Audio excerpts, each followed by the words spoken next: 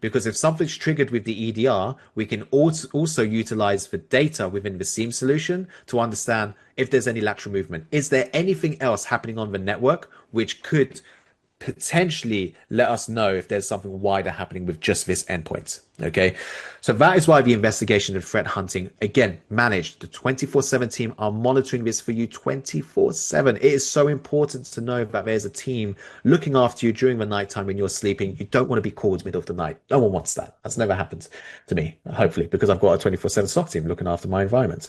Now, with that, I also have the response capabilities. Okay, we will send you an instant report if we found something. We will let you know, hey, this is the IP, this is the firewall that you're utilizing. Create this rule on this firewall. This is what we recommend right now. And if you have EDR or if you have things like ITDR, we can even utilize the response capabilities for the identities and the endpoints as well. And that is a powerful combination. And the way that we store data, the way that we transmit data, where we do it, for example, that is going to help you with a big tick on your compliance aspects. Okay, we can store up to 1 year by default. Or if you really want to, with things like PCI compliance, etc., we could do up to 7 years if needed. Okay, and it's so important to mention about that 7 years because that wasn't available a few months ago. Okay, again, feedback. We really value feedback. People said that we need more log retention. That's fine. We listened. There we go. So it's now available for us. So let's go into the platform again. The SIEM solution is definitely the easiest one of the four to demonstrate. So I'm going to go into source management and show you what we can be able to ingest. Okay, this is probably one of the most important things to go through. All right, so I can see all my log sources. I can see how many data entries I have or data sources. So what's classified as a data source, Sasha? That could be a Windows event, a Windows machine, for example. That could be a firewall. Okay, that could be a Duo. That could be Bitwarden, for example. So Windows event logs.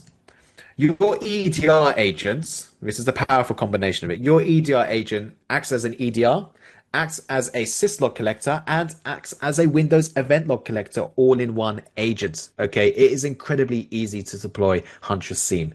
If I wanted to switch on Huntress SIEM for Windows event log collection, it's one button. It is so easy to be able to do one button for the entire account. Or if I wanted to enable it only for a specific organization or indeed a host, I can do so with this function as well. And that's all you need to do with Windows event logs. So why are Windows event logs so important? They allow us to be able to see if there's any password resets, if there's any brute force attempts, for example. And there is a war story that I have in a couple of slides later on that we leverage Windows event logs to be able to identify brute force attempts, okay, which is why it's so important to have that switched on. We are also able to utilize the EDR agent as a syslog listener, as I mentioned, okay, so I won't go through and how to configure that. Again, it's 2 buttons, but if you want to have a trial, I'll definitely onboard you myself if needed. But here are the vendors that we do indeed support. Like, there's a lot right now that we have, okay, and I'll be honest with you, there's more on the roadmap. There's plenty more coming. Okay, I'll be honest with you. Sentinel-1 is something that we're looking to ingest. That's happening start of next month potentially. So I'm working with our team in the US to be able to make that happen. But I just want to mention, if there are any vendors that are not on this list. By the way, my list goes a little bit longer. So if there's any vendors that are not on this list, please just double check if they follow the format. And I'm going to put this onto the chat: CEF or Leaf. Okay, those are the 2 syslogin formats that we support. So if you've got something like Draytech, which I've seen actually us ingest before, because I believe it supports Leaf, okay, but it's not on this list, but it is on our feedback. I've seen people being able to ingest it. Okay, so as long as it supports those 2, it will be classified as a generic syslog. Now, if you've got identity and authentication, okay, that is also something you can ingest.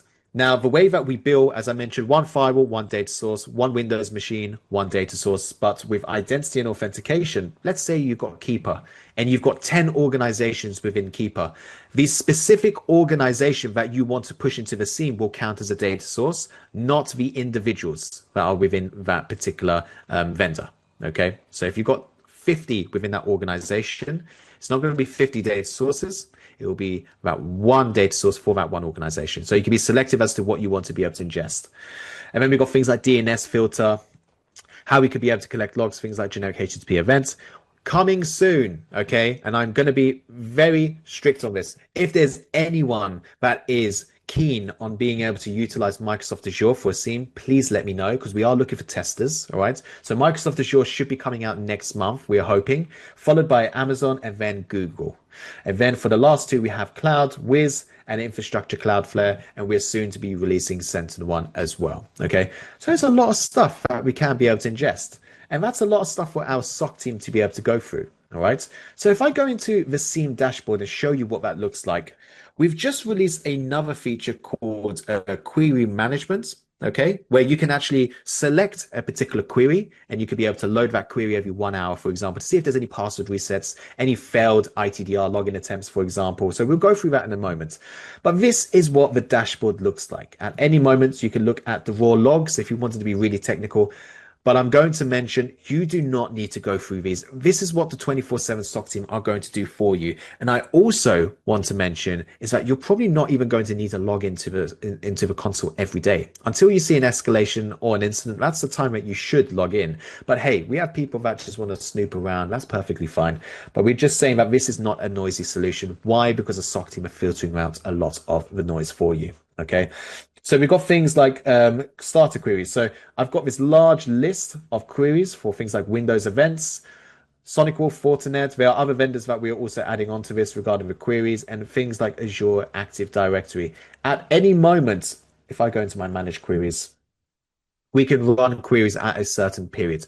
So I've got one over here created by one of my amazing colleagues for ITDR failed login attempts. So they wanted to see how many people are failing. Okay, is there anything that someone's trying to potentially look into a brute force attempt for a 365 environments? Okay, these are things that allow us to be able to have the visibility because we're storing it within the SIEM solution. Okay, I also want to mention things like rehydrated data. So we give you 30 days hot searchable look back. We give you 1 year storage by default. Okay. So 1 month you can look back within the SIEM solution. I think we can extend it to things like 3 months if you're looking into things like 7 year storage if needed. So let me know if you're interested. But things like what happens if there's something 8 months old that you wanted to pull? You can rehydrate the data at any moment. Okay. You can be able to pull the start time, the end time. You could be able to target the accounts, the specific org, or indeed the source. We could be very, very granular. But also, and this is self-service at any moment. Also, smart filter data. This is important because if you remember, I mentioned that we don't store everything. We only store security logs, which are going to be relevant for our SOC team. So we have the right data from the very start, which is why we have such an aggressive mean time to respond and false positive rates. The second thing is, you would probably want to know what we filtered out. So we give you a 30-day look back of the smart filtered data. Okay. And there may be a situation where you say, hey, Sasha, this is actually really valuable for this organization. Can we look to pull it in? And we'll have that discussion with you if necessary. Okay.